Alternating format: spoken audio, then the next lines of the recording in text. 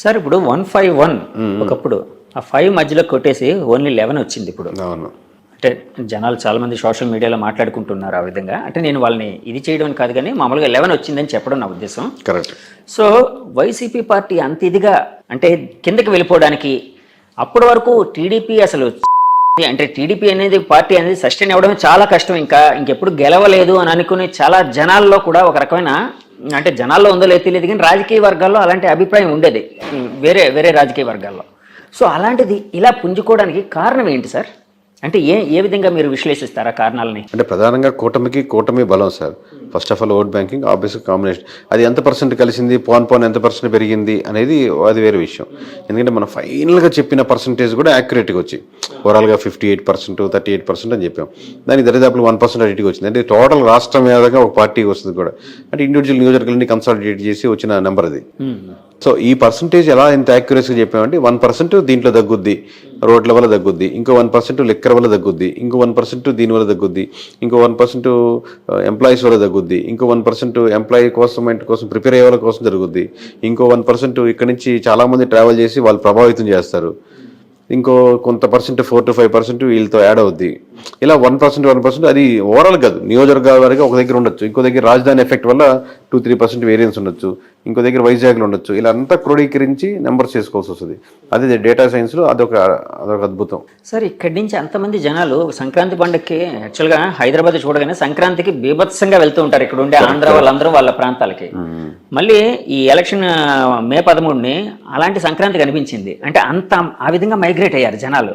So అది ఒక influence చేసింది. అంటే ఈ స్టాటిస్టిక్స్ని వాటిని నెంబర్స్ని ఇన్ఫ్లుయెన్స్ చేయడానికి అది కూడా కారణం అని అనుకోవచ్చా సార్? వన్ ఆఫ్ ది అంటే ఒక ఆ బేస్ చేసుకొని ప్రతిసారి ఓటింగ్ పర్సంటేజ్ పెరిగితే ఎప్పుడు అపోజిషన్ పార్టీ గెలుస్తుందనో, ఓటింగ్ పర్సెంట్ పెరిగితే ఎప్పుడు సిట్టింగ్ పార్టీ గెలుస్తుందో అలా ఆ సీక్వెన్స్లో మనం చెప్పలేం. కానీ ఇక్కడ పెరిగినటువంటి ఓటింగ్ పర్సంటేజ్ మటుకు ఆబ్వియస్గా అపోజిషన్ పార్టీకి అడ్వాంటేజ్ అయింది. ప్లస్ అక్కడికి వెళ్ళి వాళ్ళు ఒక అవ్వాతాత వైఎస్ఆర్సీపీకి వేయాలనుకున్నా కానీ వీళ్ళు వెళ్ళి వాళ్ళు ఇన్ఫ్లుయెన్స్ చేసిన సందర్భాలు కూడా ఇంకో యాడెడ్ పర్సంటేజ్. సార్ ఇందాక కూటమి కలవడం ఒక ఓటింగ్ బలం దానివల్ల ప్లస్ అయిందని అన్నారు కదండి సార్. ఒకవేళ కూటమి అంటే టీడీపీ పార్టీ ఇండివిజువల్గా, జనసేన ఇండివిజువల్గా, బీజేపీ ఇండివిజువల్గా పోటీ చేసి ఉంటే యాక్చువల్ వైసీపీ గెలిచేది అది అందరూ అంటున్నమాట. అవునా అంటే సార్?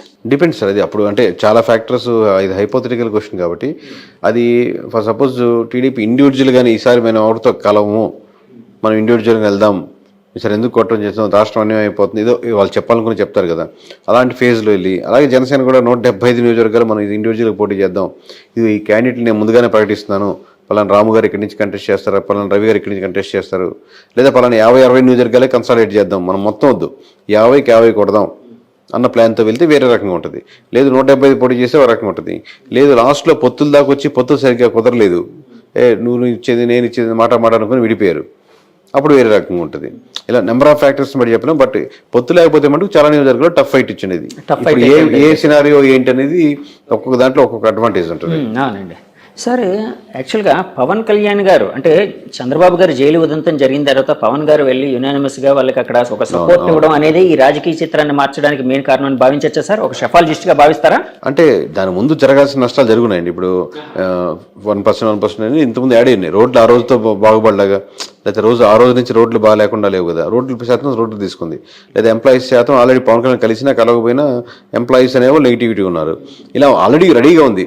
ఆ రెడీగా ఉన్నది కూటమిలో ఎవరికి వెళ్ళాలి, బీజేపీకి వెళ్ళాలా, టీడీపీకి వెళ్ళాలా, జనసేనకి వెళ్ళాలని ఆ తర్వాత మారింది. లేదు ముగ్గురు కూటమే కాబట్టి ఒక పార్టీకి వెళ్తున్నాయి. అసలు ఎవరి కేకే గారు ఎప్పటి నుంచి ఈ రంగంలోకి వచ్చారు? ఇలానే మీ పర్సనల్ లైఫ్ కోసం, మీ ప్రొఫెషనల్ లైఫ్ కోసం తెలుసుకోవాలని చాలా మందికి ఒక ఉత్సుకత అనేది అయితే ఉందండి ప్రపంచవ్యాప్తంగా. సో ఎక్కడ సార్ మీది, ఎక్కడ ప్రాంతం, ఏంటి, ఎప్పటి నుంచి ఈ ఫీల్డ్లోకి వచ్చారు? మా సొంతూరు నెల్లూరు అండి. ఈ సర్వీస్కి రాకముందు నేను 8 సంవత్సరాల వరకు సాఫ్ట్వేర్ ఇంజనీర్గా పనిచేశాను. సో దీంట్లో ప్రధానంగా రావడానికి ఒక కారణం ఏంటంటే ఏదైనా పాజిటివ్ పనులు వీళ్ళతో చేపించేదానికి ఆస్కారం ఉంటుంది ఎమ్మెల్యేలతో. ప్లస్ ఓట్ బ్యాంకింగ్ కూడా కన్వర్ట్ అవుతుంది కదా. ప్లస్ ప్రజల పల్స్ నిజంగా ఏం కోరుకుంటున్నారు, నిజంగానే అందరూ డబ్బులకే ఓట్లేస్తారా, అట్లాంటి రకరకాల డౌట్స్ ఇన్ని కరెక్ట్గా మనం నిజాయితీగా చెప్తే యూజ్ అవుద్ది. ఒకటి నా స్వార్థం ఏంటంటే వాళ్ళ చేత మంచి పనులు చేయించవచ్చని, ఒకటి ఏంటంటే మంచి పనులు చేస్తే ఓట్ బ్యాంకింగ్ కూడా మారుద్దని. సో సర్వీస్ చేయించుకున్నాం, రిజైన్ చేసి సాఫ్ట్వేర్ నుంచి బయటకు వచ్చి చాలా కష్టాలు అక్క మొక్కలు తినే పెద్ద దగ్గర ఉంటుంది, అది ఇదే పెద్ద తేడా కాదు. కానీ సో ఓవరాల్గా అది చేయడం మొదలుపెట్టింది, అది సక్సెస్ అయింది, నిజాయితీగా ఉన్నారు. ఇప్పుడు ఇంకా మీ పర్సనల్ వరకు వస్తే మా మిస్సెస్ పేరు ధనలక్ష్మి, మేము హైదరాబాద్లోనే ఉంటాం. ఓకే. నాకు 2 కొడుకులు. పెద్దవాడు 5th క్లాస్ అవుతున్నాడు, చెగువీర వాడి పేరు. రెండోవాడు వచ్చాను, వాడికి 4 years. చెగువేరా అండి? మనం చెగువీర అంటాం, అతను యాక్చువల్ ప్రొనౌన్సియేషన్ చెగువేరా అంటాం. మేము మామూలుగా చెగు అని పిలుస్తాం. మీకు అంటే ఆ ఇన్ఫ్లుయెన్స్ ఏమైనా ఉందా అంటే అలాంటిది? అతను పవన్ కళ్యాణ్ గారు ఎక్కువ ఇన్ఫ్లుయెన్స్ అయ్యేవారు? చాలా లేదు సార్. మామూలు కమ్యూనిస్ట్, మా నాన్నగారు కమ్యూనిస్ట్ లీడర్, డిస్ట్రిక్ట్ వైజ్. కొంచెం బుక్స్ చదవడం, లేకపోతే ఒకసారి లాంగ్ బ్యాక్ నేను ఒక బైక్ మీద ట్రావెల్ చేస్తూ ఉన్న ఒక మూవీ ఉండేది, కంప్లీట్ మోటార్ సైకిల్ డైరీస్ అనేది ఉంది కదా. ఆ మూవీ చూశాను మామూలుగా. చూస్తున్నప్పుడు అప్పుడు ఎవరు చెగువేరు నాకేం తెలియదు అప్పటికి. మూవీ చూసి అద్భుతంగా, నాకు ట్రావెలింగ్ ఇష్టం, బైక్ అలా ట్రావెలింగ్ అనేది.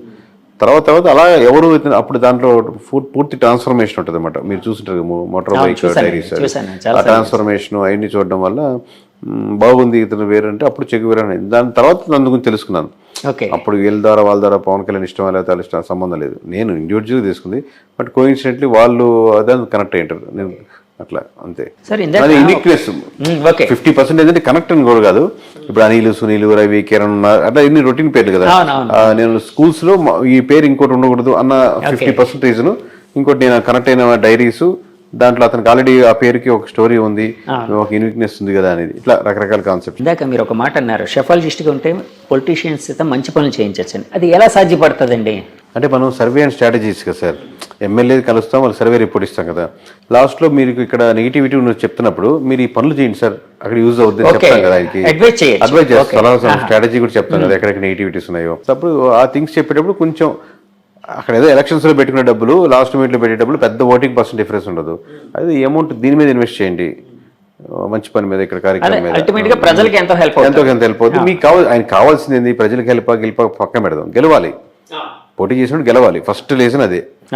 ఆ రీజన్ సక్సెస్ఫుల్ అవుతుంది కదా. అదే వేరే దగ్గర పెట్టే బదులు, రేపు పొద్దున్న లాస్ట్లో 20 కోట్లు 40 కోట్లు పెట్టే బదులు ఇక్కడ 2 కోట్లు పెట్టి ఈ గ్రామంలో ఈ సమస్యను తీర్చగలిగితే ఇది స్టాండ్గా ఉండిపోతారు. దాన్ని అడ్వర్టైజ్ చేసుకుని ఇంకో ₹1 పెట్టి, అదే సమస్య. అలా మంచి పనులు అంటే అలా యూస్ఫుల్ పనులు అనమాట, లాంగ్ రన్గా ఉండేటట్టు. ఇది డబ్బులు ఇస్తే టెంపరీ, తలా 2,000 ఇచ్చినా తీసుకుంటే, తలా 3,000 ఇచ్చినా తీసుకుంటారు. కానీ టెంపరీ కదా, 2 రోజులు ఖర్చు అయిపోద్ది. కానీ అటుగా ఒక ఆర్గనైజేషన్గా ఏదైనా స్ట్రక్చర్గా మీరు ప్లాన్ చేశారనుకోండి, ఆ 2-3 గ్రామాలకి స్టాండర్డ్గా ఉంటుంది ఎప్పటికీ. సార్, ఇందాక మీరు ఒక మాట అన్నారు, కూటమి కలవడానికి ముందే జరగాల్సిన నష్టం జరిగిపోయింది వైసీపీ పార్టీకి. అంటే జరగాల్సిన నష్టం అంటే వాళ్ళు చాలాసార్లు చెప్పుకొని వచ్చారు, మేము లక్షల కోట్ల డబ్బులు జనానికి పంచుతూ ఉన్నాం, ఎలాంటి మధ్యవర్తి లేకుండా జనం అకౌంట్స్కి వెళ్ళేటట్టు, వాళ్ళకే లబ్ధిదారులకి డైరెక్ట్ గా చేరేటట్టు చేస్తున్నాం. సో అదంతా మాకు చాలా హెల్ప్ చేస్తుందని. సో నష్టం అన్నారు కదా సార్, ఆ నష్టం ఏంటి సార్? అంటే 3 రాజధానులు ఇలాంటివి ఏమైనా నష్టపరిచాయా వాళ్ళని? అంటే హెల్ప్ చేసిన ఆ మాట, వెల్ఫేర్ స్కీమ్స్ ఖచ్చితంగా పాజిటివ్ ఉంటుంది సార్, దాంట్లో డౌట్ లేదు. కాబట్టి ఎంత పాజిటివ్, ఒక 5% యాడ్ అవుద్ది అనుకోండి, అది ఒక్కటే సరిపోదు కదా గెలుపుకి. మీరు ఆల్రెడీ 25% ఎంత ఓట్ బ్యాంకింగ్ ఉందనుకోండి, ఇంకో 5% 30కి వస్తారు. కానీ మీరు 30 సరిపోదుగా ఇంకో 20% యాడ్ అవ్వాలి. లేదా మీకు లాస్ట్ టైం పడేటువంటి 50%లో ఇంకో 10-15 మంది వెళ్లకుండా ఆగాలి. అప్పుడు కానీ మీరు 30కి రారు. ఇప్పుడు మీరు వెళ్లకుండా ఆగాలంటే రోడ్లు బాగుండాలి. రాజధాని ఇష్యూలో నిజంగా రాజధాని కాకుండా రాజధాని పక్కన పెట్టు, ఇది బాగుంది చూడు అని ఆల్టర్నేటివ్ ఉండాలి. రాజధాని కాన్సెప్టే కాదు, దాన్ని మించిన ఎమోషన్. మీరు ఒక దాంతో సఫర్ అవుతున్నారు, నాకు ప్రమోషన్ కావాలంటే ఖచ్చితంగా ప్రమోషన్ ఇవ్వాలండి, శాలరీ పెంచుతాను, ఓకే అంటే ప్రమోషన్ పక్కన పెట్టి మీకు శాలరీ సాటిస్ఫై అయ్యారు.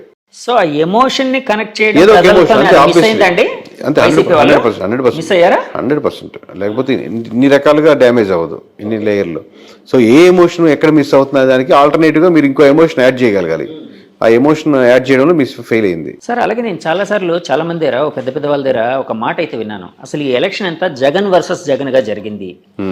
అంటే వాళ్ళు అన్నది ఏంటంటే జగన్ రావాలి, జగన్ పోవాలి, ఈ రెండింటి మీదే బేస్ అయ్యి ఈ ఎలక్షన్ నడిచింది అని. ఇలాంటి స్టేట్మెంట్ ని మీరు అంటే యాక్సెప్ట్ చేస్తారా, ఏకీభవిస్తారా, లేకపోతే డినై చేస్తారా? అంటే పార్షియల్ కరెక్ట్ ఉందండి. పోయినసారి చంద్రబాబు రావాలి, చంద్రబాబు పోవాలి అన్నట్టు జరిగింది అనుకున్నాం అనుకోండి. అబ్వియస్ గా 2 పార్టీల మధ్య ఓటు బ్యాంకింగ్ జరుగుతున్నప్పుడు 2 పార్టీలో ఎవరికి చంద్రబాబు జగన్ అనుకుంటున్నారు.